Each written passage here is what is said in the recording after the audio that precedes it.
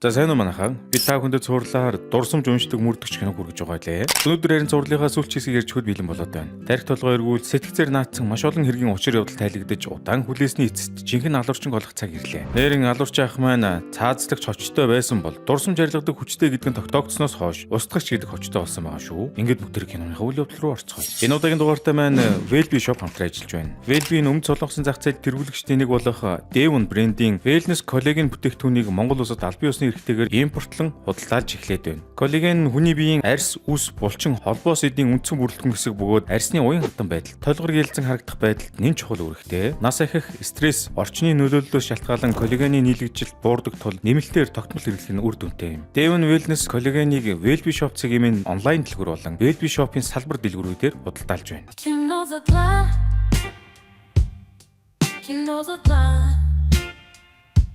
Кино гэхэд Кендогийн хар цагаан өмсгөл бүхий хоёр хүн сэлмээр тулдаж байгаа харагданаа. Тулдах ч гэждээ бэлтгэл хийж байгаа бололтой. Бэлтгэлээ дуусгаад хар хувцастай хүн дуулга тайлахад түүнийг бид цагдаагийн газрын дарга ий болохыг олж харна. Өмнөх хэсэгт энэ ах чинь чөлөөт цагаараа гудамжинд болж өгөхгүй нөхдүүдийг хаширгаад байгаа нь харагдсан. Ер нь л зодон зохион бие хамгаалах тал дээр урдуураа хүн алхуулахгүй эвгүй гаргалтай. Үзэг солигдоход улсын тусгай мөрдөн байцах тасгийн бэн ахлах ий даргын өрөөнд ороод ирчихсэн 2 өдрийн өмнө болсон хэргийн талаар мэдээлэл өгч байна. За юу болсон бэ гэхээр тэдний мөрдөгчдийн нэг Чон Кисүү гээд хүн хүүтэйгээ осолд орж хүн нас орсон хэрэг гарсан бөгөөд яг үүндээ энэ осолд нь устгагчийн оролцоо илэрсэн тул аллах болж хувирсан байв. Мөн устгагч өчигдөрхөн Шинбэгийн гал сөнөөгчийг алхаар завдсан ч бүтлгүүтэж гал сөнөөгчийн биеийн тун тааруу эмнэлэг шилжсэн тухай дуулгадаг. Ий дарга тэгтэл түүнээс Домбекийг хаана байгааг мөн өхөнгөө алдсан гал сөнөөгч Нукван Когийн таньдаг эмчин тэр эмнэлэг байдаг эсхийг асууна. Гэтэл гал сөнөөгчийн эхнэр нь яг тэр эмнэлгийн эрчим тэмчилгээний эмч байж таардаг. Энэ ий даргад ер нь мэдхгүй чадахгүй юм гэж байд юм уу? Улмаар ий дарга Бен ахлахыг 3 хоногийн дотор устгагчийг барьжлах тушаал болголаа. Үзэгдэл Шинбэгийн эмнэлэг рүү шилжчихэд Домбектийн тухаангүй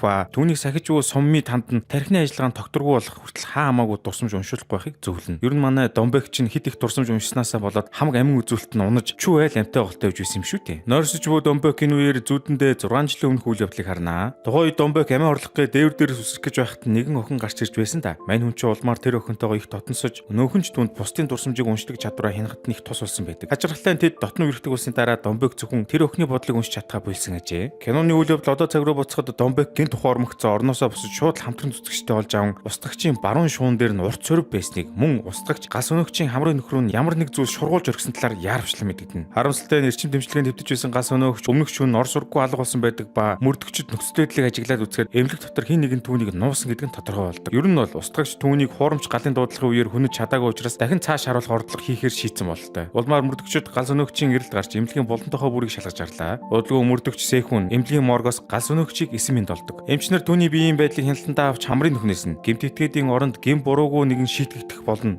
гэсэн утгатай гэлгар туудсан дээр бичсэн бичиг олсноо мөрдөгчдөд гардуулж өгөв. Домбек үүнийг үзээд шийтгэл шилжүүлэлт маягийн болох гээд байна гэж ойлгон гал өнөөгч ямар ч гэмгүүн тодорхой тул хамгийн ойрын хүн болох эхнэрээс нь буюу эрчим тэмчилгээний эмч сунаас байцаалд авахар шийддэг. Сун эмчийн хувьд нөхөр нь хүндхэн нөхцөлд ороод байгаа тул сэтгэл санаанд тун тогтворгүй айж баламгдсан байх ба аргагүй ихэнд 20 жилийн өмнө тохиолдсон явдлын талаар ам найдаг. Тэр үед саяхан хүүгээ ослоор алдсан мөрдөгч Чон Кисүү түүн дээр ирж задлан шинжилгээ хийж байсан мөн Ёндо гэх залуугийн шинжилгээний дүгнэлтийг өндрөөс унж амиа оруулсан болгож үлдэхийг тулгасан байна. Ингэхдээ тэрээр гал өнөөгч болон эмч хоёрын хүүгийн өвчин ашиглан чөмөг шилжүүлэн суулгах хагалгааны доонор олж өгөх болц тавьжээ. Үүний үр дүнд сун эмч мөн Ёндо гэх залуугийн задлан шинжилгээний дүгнэлтийг хуурамчаар амиа оруулалт болгон баталгаажуулсан байдаг ч өөрийнх нь хүүгийн чөмөг шилжүүлэн суулгах хагалгаа амжилттай болоогүй байдаг ба улмаар хүүгээ алдсан байна. Тэднийгийн ярилцаа сууж байтал гинт өвчний биеийн байдал муудсан болтой тохиолдол уурч гал өнөөгчийн хэвтэж буй өрөөрөө яарсаар очиход сун эмчийн нөхөр биш өөр өвчтний бие муудсан байлаа. Гэвч ягаад ч гал өнөөгчийн дэргэд ий дарга ирсэн зогсож байдаг ба соммиж түүнийг хараад гайхаж орхив. Ий дарга гэхдээ олигтой тайлбар хэлэхгүйгээр соммиг хэрэг тушууд өрөхгүй байхыг шаардаж эмнэлгээс бүр хөөж үйдэг шүү. Сомми хөв тавтантайгаа эвлэрээд эмнэлгээс явхаар лифтэн суутал тархины эмчээсээ зүгтэж яваа Домбек зүсээ өргөчихсөн түүний араас ороод ирдгээ. Сомми энэ удаа түүнийг эрүүл мэндэ бодохыг анхааруулдагч Домбек түүний хэлхийг үл тоон үндсэн хэргийг илрүүлэх тал дээр үргэлжлүүлэн хамтарч ажиллана эдэргээд бүр шийдчихсэн явж байна. Улмаар Соммигийн багийн хакер тэдэнд шинэ мэдээ дамжуулдаг ба 20 жилийн өмнө задлан шилжгээний дүгнэлт нь хурамчаар үлдэгдэж нас орсон хохирогч мөн Ёндогийн ээж нь хүүгийнхээ өвхлийн дараа мөн амиа орлож нас орсон. Харин аав нь мөн чулхгүй нь Шинбэд одоо ч амьдарсаар байгаа аж. Ерөнхийдөө мөн Юндог их залуу нөгөө Шимбэ хотод 7 залуу нүс зүрхчийн дугаартч нас орохоос 2 сарын өмнө нас орсон байсан тул Домбек тэр 7 залууг мөн Юндог нийлж асан байх магадaltaй хэмээн таамаглаж эхэлдэг. Мөн энэ үеэр тэдэнд нөгөө ослоороо түүгээ алдсан мөрдөгч Чон Кису эмнэлгээс алга болсон тухай мэдээлэл ирлээ. Домбек Сомын 2 ямар ч тач Шимбэ рүү явж хогрогч мөн Юндогийн эцэг мөн Чулжуугийн гэрт дахиад очтол тэр гэрт нь удаан хугацааны турш хүн амьдраагүй шинжтэй хамаг юм тоос зарсан байх ба тэд ханд нь өлгөөтэй байгаа зурнуудаас мөн Юндо болон түүнтэй төстэй царайтай бас нэг залуугийн царайг олж харав. Удалгүй тэр айлын суурин утсан дуудлага ирэх ба ярианы өнгийг нь өөрчилсөн хоолоогоор нэгэн үл таних хүн Домбек нас барсан хүмүүс бүгд чамаас олж өгсөн чуан тохиолдсон бүхний төлөө чиний төлөх төлөөс ин гэж хэлгэн дээрээ. Үүнийг сонсоод Сомми гинт чуан гэдэг нэрийг санаж жигью өгөхдөө чуаныг заавал олох ёстой гэж хэлснийг сандаг. За чуан гэж юм бэ гэж бодтол үзэгсэлэгдэж Домбекийн өсвөр насыг харуулах ба нөгөө сүрхийн ойр дотнд болоод байсан охиныг нь чуан гэдэг байсан юм байна шүү дээ. Тухайн үед тэр охин нэг өдөр гинт гэрээс ор сургахгүй алга болсон байна. Төд удалгүй Соммид мөрдлийн арын багийнхны нэмэлт мэдээлэл ирж тэдний очисон байгаа айлын эзэн мөн Чулжууг 10 жилийн турш ор сургахгүй алга болсон шалтгаанаар эрен сурвалжиж байгаа. Мөн Ёнгон гэх ойрын хамаатан дүүн түүнийг тухайн үед алга болсон гэж цагдаад мэдгдсэн. Одоогоор гэрийн ашиглалтын зарлыг төлдөг тухай дуулгав. Гэвч үүнийг сонссон манай хоёр мөрдөгч мөн Ёнгон гэх нөхрийг шууд өлгөөтэй зурганд байгаа гэр бүлийн гишүүн буюу мөн Чулжуугийн хамаатан биш харин нууц хүү гэдгийг нь тогтоож цаашид түүнийг гол сэжигтэн болгож мөрдөхөр шийддэг. Мөн Ёнгон гэх нөхөр нь чухамдаа тусгай хүчинд ажиллаж байгаад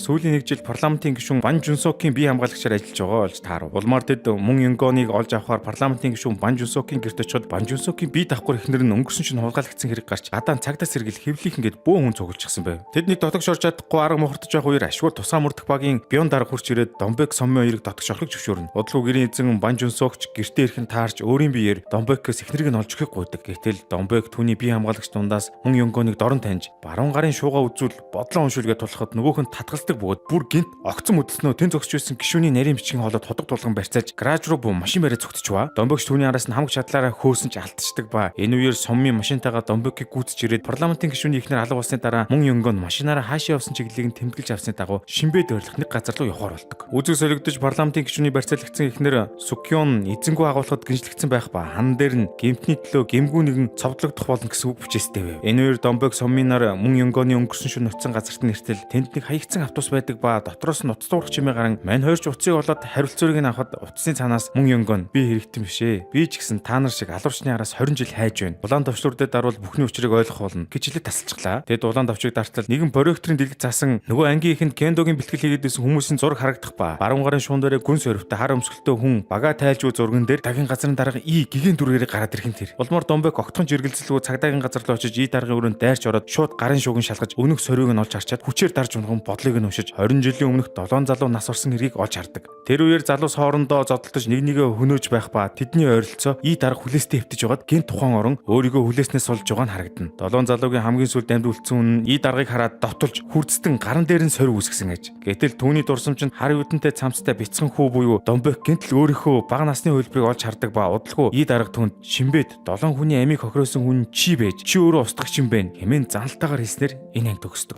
13 дугаар анги Зөвгөнлийн нэр 2000 оны 4 сарын 20-нд Шимбэ хотын нэгэн агуулгад бидний танил Жигю цагдаагийн дарга Игийн амны болтыг тайлангаа чи өнөө өрөө өгч магадгүй учир нь чи залуу алуурчны дараагийн бай болоод байна. Охины аврахын тулд би дэрэнтэй ороотолцсон. Хэсэг хугацааны дараа миний ой санамж устж магадгүй шүү. Хэмээн хэлэх ба хинэгэн хүний алхаа сонсогдмогт дахин амыг нь боож толгойд нь шуудаа өглөөд өрөв. Хэсэг хугацааны дараа Жигю ой санамжаа арилгуулсан байдалтай сэрдэгэ. Тэр И даргын хүлээсийг тайлах гэж байтал И дарга өөрийгөө бараг сулчихсан босч ирэх ба өрөөс гараа тартал агуулгын талбайд 7 залуу нэгнийгээ хөнөөж олж хараад дахин ухаан алдан унав. Үүний дараа сэрэхтээ тэрээр бяцхан Домбекийг олж хардаг ба удалгүй гал соногчд ирэх үеэр И дарга ухаангүй хөвтөх сурагч охин Сан Агийн хамгаалтын багийг тайлж авч зүгөө зогтох ба замдаа бяцхан Домбектэй дахин таарах боловч хүү мансуурсан мэт цааш алхасаар алга болно. Үйл явдал одоо цаг руу шилжчихэд Домбек өөрийгөө устгагч биш гэж ойрлж хашгиран гүсгэх ба И дарга түүнд хандан устгагчийн бүх огорчид их баг ямар нэг хэмжээгээр Домбектэй холбоотой мөн түүний багийн найз охиныг хөнөөсөн 2 өсвөр насны хүүхэд нь хүртэл дараа нь устгагчийн гарт амиа алдаж хөшөө болсон байдалтай олцсон хэмээн хэлдэг.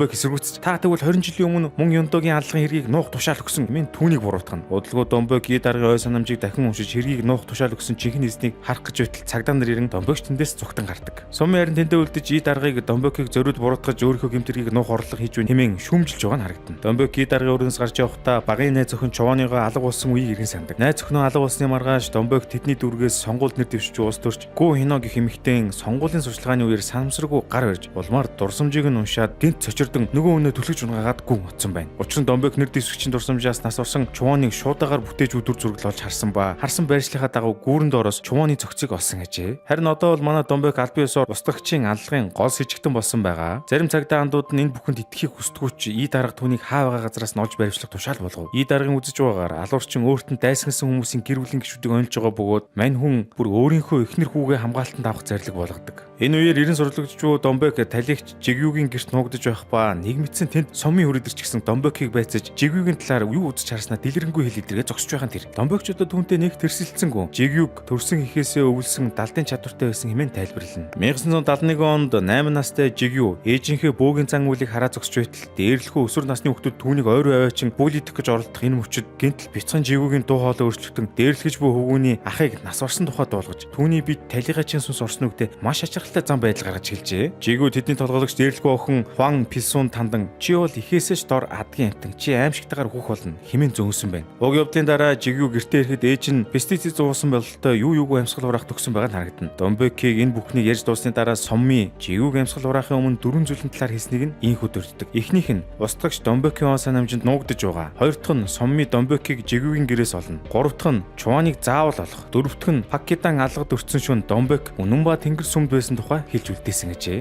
Тэгэхээр арай Домбек Пакиданыг алсан юм биш байгаа гэж Соммиш тэр бид тэр гайхаж байгаа юм л та. Гэтэл Домбек тэр шөнө сүмд очисон хэдий ч хүн амтан алсан асуудал үүсээгүй юм байна. Учир нь найз охин Чуван түүнийг онцгой чадвараараа бусдад тусдын болдог байгаасаа гэж хүсдэг байсан ба улмаар Домбек яасан ч хүний амьд хүрэхгүй гэж өөртөө хамсан байна. Чуван золгүй байлаар амгаалцсан тухай нөгөө нэр дэвшигч Го Хинаачин нууц амрагтайгаа машин барьж явахдаа Чуваныг машинаар мөргөж амьд дугааг нь мэдээд ус төрийн карьераа хамгаалахын тулд чулуугаар цогж алсан гэжээ. Ямар аимшигтэй хүүхэн бэ. Сомми ихэндээ Домбекийг олон талд сэтгцийн өөрчлөлтөд байж магадгүй гэж таамаглаж байсан ч одооноос түүнд итгэж хамтран ажиллахар шийднэ. Тэд Шинбэгийн хэргийн талаар ярилцаж байгаа 7 баян хүүхэд мөн Ёндог нийлж алсан. Тэр хэргийг одоогийн цагдаагийн дарга Ийн тухайн үеийн хэргийн мөрдөгч Чон Кисүүтэй нийлж нуун дарагдуулсан. Харин мөн Ёндон ах мөн Ёнгон үннийг олж мэдээд жинхэнэ алуурчинтай хамтарч байж болцшгүй гэсэн төгөлтөнд хүрнэ. Улмаар тэд парламентын гишүүний гэрт очин нарийн бичгийг сүрдүүлж байгаад мөн Ёнгоныг нэгэн зочд буудалд нуугдж байгааг олж мэддэг. Тэд Ёнгоныг барихаар зочд буудал очиход ий дарга тэнд гэр бүлтэйгээ байрласан байх ба хүмүүс тентхийг битүү хамгаалтанд авсан байхыг олж харна. Эндээс тэд мөн Ёнгоныг ий даргын гэр бүлийг хөнөөхөөр оньсон болохыг ухаардаг. Тэд дотогш нэвтэрч ий даргатай дөнгөж уулзаад нөхцөл байдлыг тайлбарлах гэж үзэж байтал гэнт зочд буудлын бүх гэрэл нь унтарч коридорт нойр сүлгчийг дархан хамгаалтын хүмүүсийг ухаан алдуулах ба хийн багтай нэгэн сэжигтэй итгэхэд ий даргын өрөөнд нэвтэрнэ. Түүнийг орж ирмэгс Домбек Сомми хоёр ч хийн баг зүгөө түүний хөл рүү будаж үйлдэл хийхгүй болгож чаддагч ий дарга гэж нэг юм өөрөө гарч ирээд Домбек Сомми нарыг цахилгаан бороохоор хатгаж ухаан алдуулаад бүр Домбекийн зүг бууж өглөж идэг шүү. Аз таарч яг энэ үеэр онцгой байдлын аврагч дэрж түүний тэнийг үлдгийг зогсож чадлаа. Гэтэл сая болоод өнгөрсөн үйл явдал зүгээр нэг панчаан байдаг ба яг жинхэнэ дайралт нь үүнээс хэдэн хормын дараа өрнөсөн байхаж. Ий дарга Домбек Сомми хоёрын учрыг олж машинд ачуулж байх үеэр гүү ахлах тэднийг ачиж байсан машинтай аваад бултаж чадсан бол жинхэнэ алуурчин аль хэдийн онцгой байдлын аврагчтын дунд орж зүсээ хувирлган зочд буудлын өрөөрөө нэвтрээд ий даргын хүүгийн бид 20 ширхэг хатаас шигтгэд орхисон байдаг.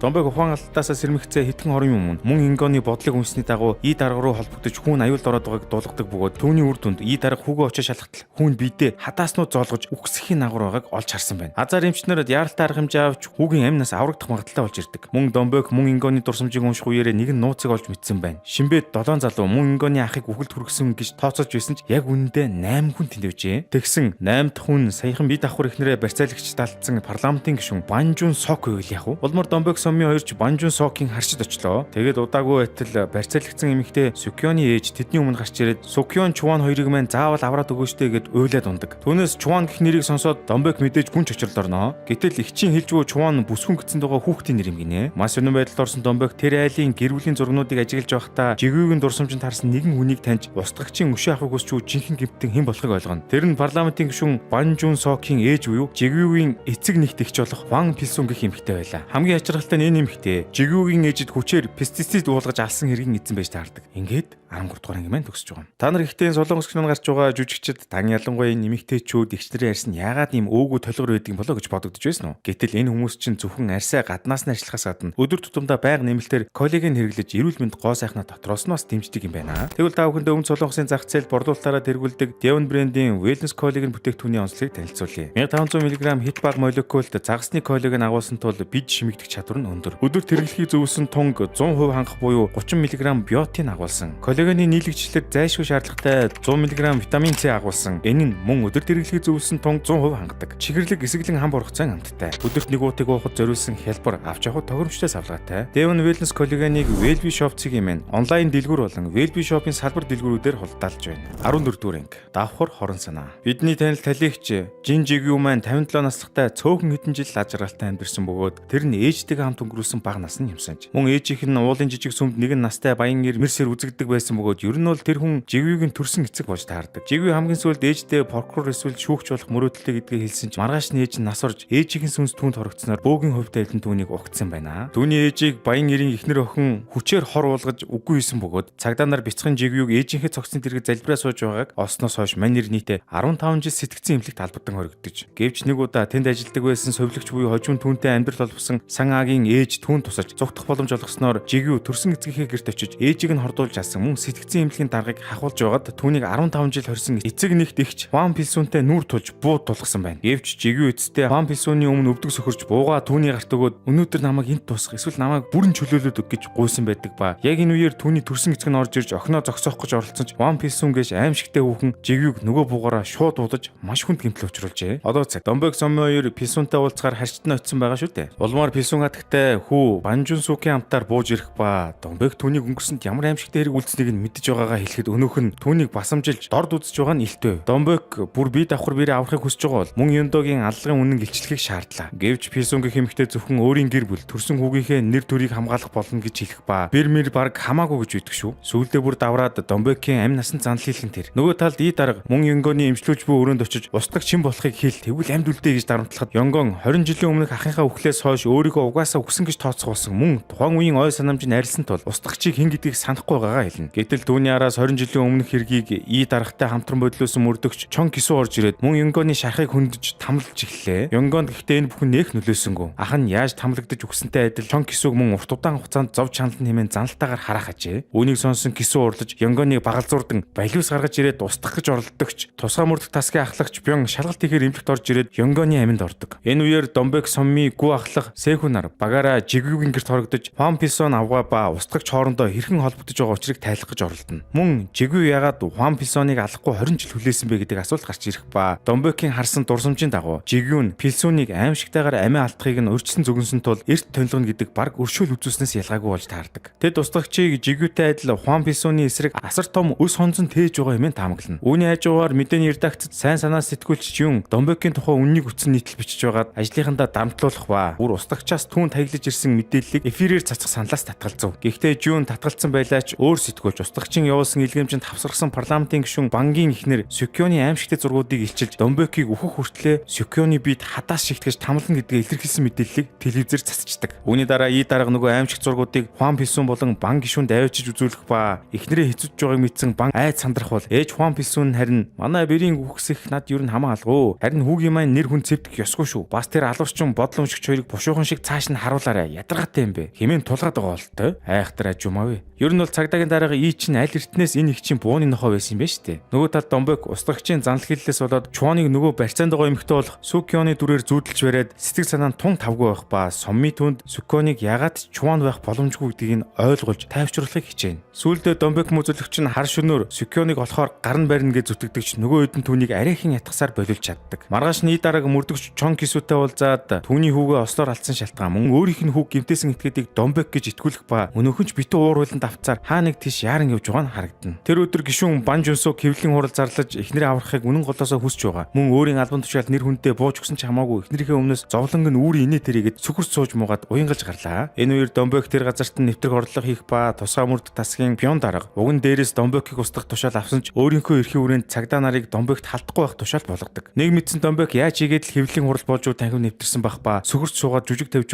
банк гишүүний мөрөнд хүрч ой санамжийг нь уншин түүний өнгөрсөн дүгэлцсэн хариг сэргийн талаар дараах зүйлсийг олж мэднэ. Нэгдүгээр банк гишүүн 20 жилийн өмнө мөн Юндогийн алган хэрэгт оролцсон. 20 дугаарт яг тэр өдрөө мань хүн 20 настай эмэгтэйг хүчирхийлсэн хэрэг үлджээ. Маш олон бусрамг дурсамж уншсан Домбек тэсэлгүй банк гишүүнийг мөргөж унгаад өөртөө хүн ойртуулахгүй тулд хийм буу гаргаж ирэн тэр газраас зогтож байгаа нь харагдана. Зогтож байхдаа Домбек баг хөл дээрээ тогтож чадахгүй болтлоо туйлцсан байдагч сэтгүүлч Жун түүнийг түшсээр зугтахад нь тусалдаг. Энэ үед ахлах мөрдөгч Гүн маань уламжлалт ёсоор Домбек тусгаар гарч ирдэг ба сэтгүүлч Жун машина авчруулахаар явах зур Домбек Сомми руу залгаж банк гишүүний эхнэрийг барьцаалсан хүн 20 жилийн өмнө хүчирхийлд өртсөн охины эцэг буюу Шинбэ хотын гал унтрах албаны дарга болохыг олж мэдсэн тухайга хэлдэг. Дараа нь Домбек зогсоол руу алах үеэр хин нэгэн ирж түүнийг санаатаагаар машинаараа дайрч алах нь гэлтээ хурдаа толтол нэмж буй харагдана. Тэр хүн 20 жилийн өмнөх хэргийг ий даргатай хамтарч нуун дарагдуулсан мөрдөгч Чон Кисүү байлаа. Гэтэл энэ үеэр ахлахгүй өсөрч гарч ирээд Домбекийг машин замаас түлхэн зайлуулж өөрөө замын голд хоторч байгаагаар энэхүү ангиман төгсдөг. 15 дугаар анги. Махба цус. Анги эхлээд хэвлийн урлаас гараа зогтож явсан Домбек машин дайруулах гэж байтал хөөрхий ахлахгүй түүнийг амиараа хамгаалж өөрөө машин бүргүүлэн хүнд гэмтэл авч сэхэнд түргүүлсэн байв. Сэтгүүлчин ухаангүй шахуу байгаа Домбекийг машин цуулган зогтсон байх ба нөгөө талд сумми барьцаалагдсан эмэгтэйг хорж байгаа газрыг олж мэдээд ошиж шалгахад алуурчин хохирогч хоёр аль хэдийн тэндээс ор мөргөө алга болсон байв. Домбек сэрэмгцээ ахлахгүйг асууж сэтгүүлчин түнд болж үйл явдлын талаар мэдээлэл өгнө. Энэ зур тагнуулын албаны дарга эмэгтэйг харуулах ба тэрээр прокурор Үс Содко болон цагдаагийн дарга И тандан Домбекийг багхан шиг зоогтлаар сануулга өгдөгч өнөө хэдэн түүнийг үл тоосон шинжтэй байв. Үүний дараа И дарга прокурор Үс Содког Хуан Писууны ээлжид бууны нохоогоор эсвэлэх уулзалт хийх ба прокурор Үс Содко нь Хуан Писуунаас устгагч ба Домбекийг цааш харуулах даалбарыг аль биесээр хүлээн авдаг. Хуан Писуун бол босс зөвхөн хүүгийнхээ нэр төрийг хамгаалах зорилготой байлээ. Ядаж явахын сүүлд нь банк гишүүнийг мөргөж унгаад зугтнаас нь олж Домбек маань олон нийтийн мэдээллийн хэрэгслэр устгагчийн хамсаатан гэж цоллуулаад амждаг. Гэхдээ энэ банк гишүүн гэж нэг юм бүр үнэн хогийн гар байдаг ба нарийн бичиг эмэгтэйтэй хандан эхнэрээ өвчгөр чамайг л уг нь хоёр дахь эхнэрээ болох гэж байсан юм да. Даанч чи дорд гаралтай мөн Ёнгон гэж нэг юмтай холбоотой үсттэй гэж ирээд л муухад оромжилж байгаа харагдана. Нөгөө талд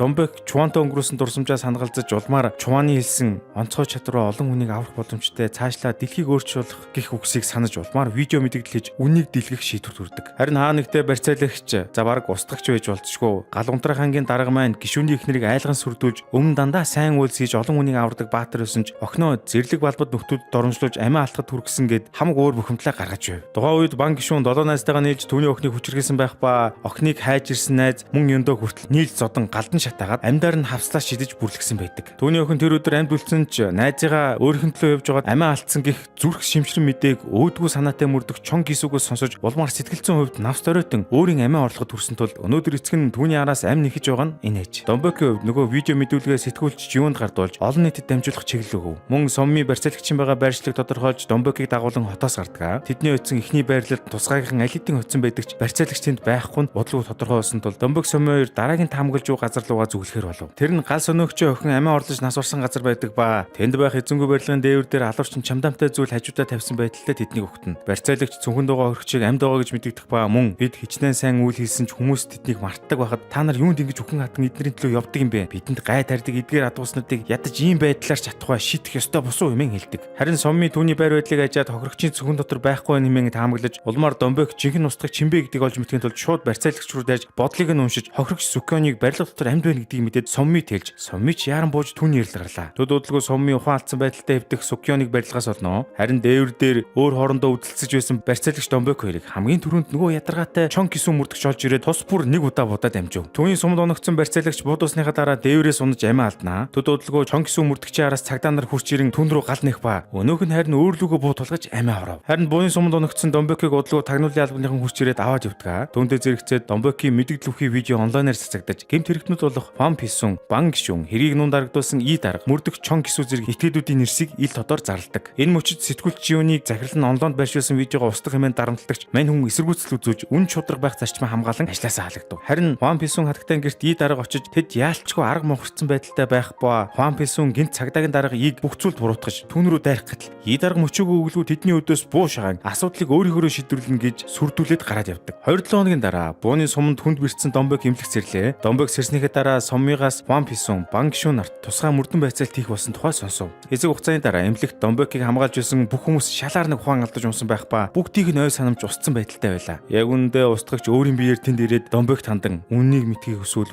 бүх зүйл ихсэн тэр газартаа уулзъя. Гэх утгатай зур сүлдээд явсан байв. Домбек хаашаа очихоо сайн мэдж байсан тул ээжийнх нь нас орсон газар болох Шинбэд барилах агуулгыг зорин очлоо. Тэгээд мэдээж жинхэнэ устгагчтай нүүр толж байгаа юм. Устгагч багаа тайлахад тэр хүн нь банк гишүүний нарийн бичиг эмэгтэй байдаг ба тэрээр Домбек тандан эхлээд үннийг хэллээ. Домбек дүүмэн хэмээн хэлв. Энийг тусгаж өстө төсөөлж байгаагүй нэгэн плюс твист гарч ирсэн байт юм да. Төгсгөлийн 16 дугаар анги. Ой санамжийн хүч. 2000 оны 4-р сар One Piece-ун хүүгийнхээ эргийг нуун дарагдуулахын тулд хүчирхэлд өртсөн Ю Айн охины эмч сэтгэл зүйч нарыг толгой дараалан хороолгож хэргийн эзэн Бан Жунсокуга гадагшаа сургуульд илгээхээр төлөвлөсөн байв. Мөн Писүн аваа эмнэлэгт байгаа Ю Айн охиныг мөрдөх Чон Кисүгээр нүд салгалгүй сахиулж байсан бөгөөд охиныг найз руугаа илгээмж явуулсан талаар мэдсэн тул найзыг нь мөн олж хороох даалгавар өгдөг. Үзэгдэл одоо цаг руу шилжчихэд тагнуулын албаны дарга эмэгтэй Соммид Сон Журан нэртэй эмэгтэй хувийн хэргийг гардуулах ба түүнийг өөр нэгэн бодломших чадвартай хүн буюу Домбекийн төрсөн эгч гэж танилцуулдаг. Ер нь бол тагнуулынхан үзэж байгаагаар тэр хүн жинхэнэ устгагч гинэ. Сон Журан Бан Жунсокийн гэрт нарийн бичиг Со Хисү нэрээр амьдарч байсан ба өмнөх ангийн төсгөл Домбекийг Шинбэ агуулгах руу дуудсан хүн болж таарлаа. Үзэгдэл агуулга руу шилжихэд Жон Суран Домбект өөрийгөө дурсамж устгагч мөн түүний төрсөн эгч хэмээн танилцуулах ба Домбек хахандаа энэ бүхэнд итгэж чадсан ч Журан түүнийг жинхэнэ нэрээр нь Сон Жухо гэж дуудан алдагдсан ой санамжаа түүний өөрийнх нь дурсамжаас эргэн сэргээж авахыг санал болгон гараа сунгадаг. Тэдний гар барилцах төдийд Домбекийн нүдний урдуур санаж чаддгүй бүх дурсамжууд нь урсан. Бага наснда ээж эгч хоёртойгоо хэрхэн ад жаргалтай Шинбэ хотод амьдарч байсан. Мөн ээж нь тэднийг ер бусын чадвартай гэдгийг мэддэг байсан. Мөн эгч нь гал унтрах албаны даргын охин Аюунтай найзууд байсан гэх маш олон бидний мэдхгүй үйл явдлууд харагдаж. 20 жилийн өмнө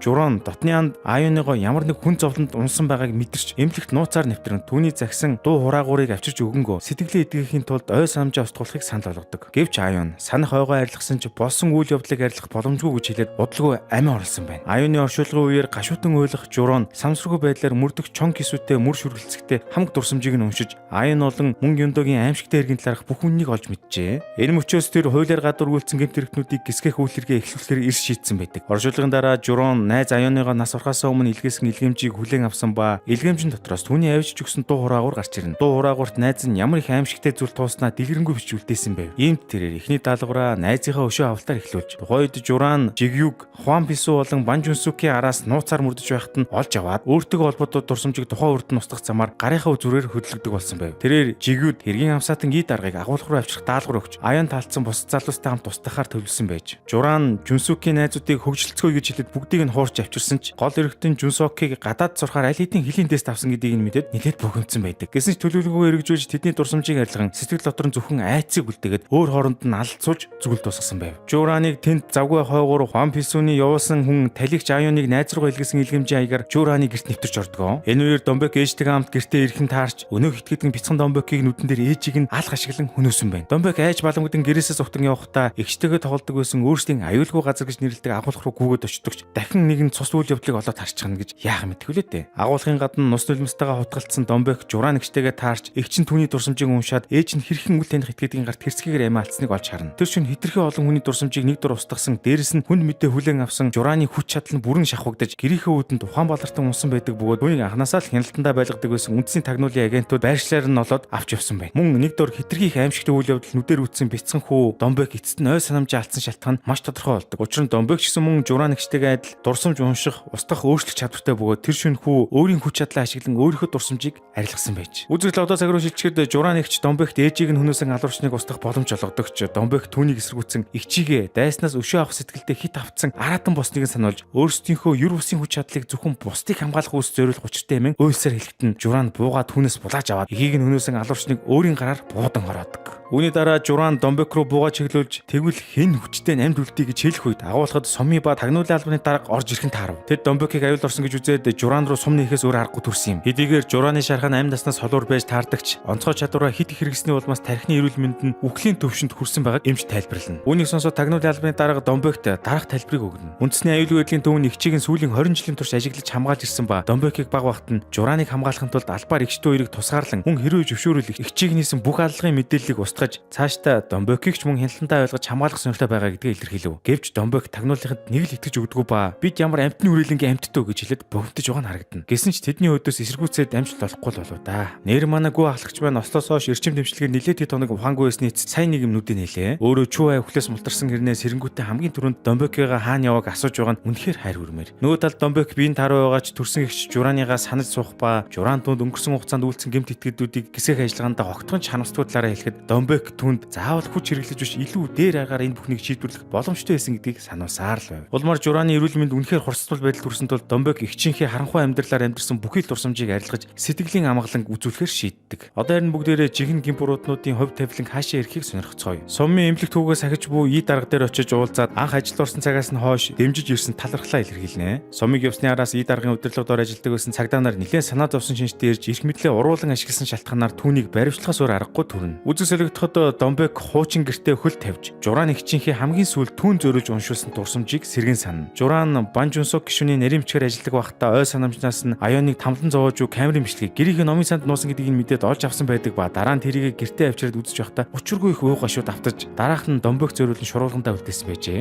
Нөгөө талд Сомми багийнхантайгаа айхтар тирэн болох Хон Пилсун хатагтайг баривчлахаар гэрт нь очтгоо. Гэтэл нөгөө кино гисэн цагаас хойш бүхэл болж өгөхгүй хүмүүсийг хууль бусаар өмгөөлөд байсан прокурорсан ийм гих нөхөр түүний өмгөөлөгчд бас хажууд нь байж байлаа. Тэднийг цагдаа хилцэрэхэд ий дарагч мөн байцагдахаар сууж байдаг ба тэрээр мөн Пилсун хатагтай зориулж бэлэг бэлдсэн байв. Ий дарга өнгөрсөн хугацаанд Пилсун авгаан зараалаар ажиллаж байхдаа түүний мөн өмгөөлөгчийнх нь за мөн хүү Жунсокийн хууль бус үйлдэлүүдийн талаарх хувийн хэргийг янзтай зэгцтэй хөтлсөн байх ба эцэст нь цагдаагийн нэр хүндээ харгалзан хэрэгээ хүлээнгээ тэднийг ч мөн баттай гин буруутай гэдгийг нь нотлохоор шийдсэн байлаа. Мөн ээж нь дотор байцаагч явах үеэр Банжунсок гэж нэг юм сүүлийн авчин цугтах гэж байхад нь Домбек түүнийг барьж аваад 20 жилийн өмнө Аюун охинтой зүү бус харьцаж тамлан зовоож буй бичлэгийг нь хөдшүү баримт болгон харуулж түүнийг газар дээр нь баривчилж дөнгөдөг. Түүнээс гадна тэдний сугны үснүүд болох ий өмгөөлөгч Сокто прокурор нар толгой дараалан баривчлагдж байгаа юм. Энэ зур манай эмнэлэгт байгаагүй ахлахын биеийн байдал уваа сайжирч Домбекч түүн дээр уйсаар хүчрэхэд тэрвэлдэж байгаа нь харагданаа. Нэрийн ахлах мөрдөх Сомми маань эцэст нь цагдаагийн ажлаа хүлээлгэн өгч өмгөөлөгч болохоор шийдсэн байлаа. Түүний удирдлагуудаар ажилладаг байсан улсын тусгай мөрдөх тасгийн цагдаа нар ахлахыгаа хүндэтгэлтэйгээр үдэж үргэлж түүнээр бахархаж явдаг байснаа илэрхийлнэ. Угаасаа үнэхээр сайн ажилласан нүнэ. Харин манай Домбекийн хувьд сайн үйлс ингэсэн болохоор шийдэж чадвараа ашиглан Сан Агийн нөхөр Интэгийн дурсамжийг сэргэн нэг ч гэсэн гэр бүлд амар тайван амьдрал биелгэж чаддаг. Нэрийн шүүгээс Балермо тирэн болох Пилсун аваад 20 жил, харин түүний хүү Банжунсокт 18 жил ял оноодог ба хүү Банжунсок нь тийм урт хугацааны хорих ялыг даах сэтгэлийн тэнхээд утсан тул шоронд амиа юу гэдгсэн байлаа. Пилсуны хувьд энэ мэдээг сонсоод өөрөө өгөхөөс ч илүү зовлонгийн гашуун амтыг мэдэрч үлдсэн амьдрал нь там болон хуурна. Одоо бүгдээрээ гол дүрүүдийнхээ ирээдүйдээ танилццгаая. Сомми маань өөрийн гэсэн хуулийн фермээ нээж мөрдөх чандууд нь бүгд түүнд цуглан баяр хүргэдэг. Дараа нь Домбек Соммид хандан хүмүүсийн дурсамжийг уншихаас гадна мэдрэмж үзэл бодлыг нь хүртэл таних чадвартай гэдгээ хэлж энэ сайхан чадвараа зөв зүйтэй зүйлд ашиглан илүү хариуцлагатай амьдрахаа шийдсэн тухайд дуулгаж цаашд олон хүмүүст туслахын төлөө хамтран ажиллацгаа хэмээн баяртайгаар гар барьцгаав. Хэсэг хугацааны дараа дурсамж унших хууль батлагдаж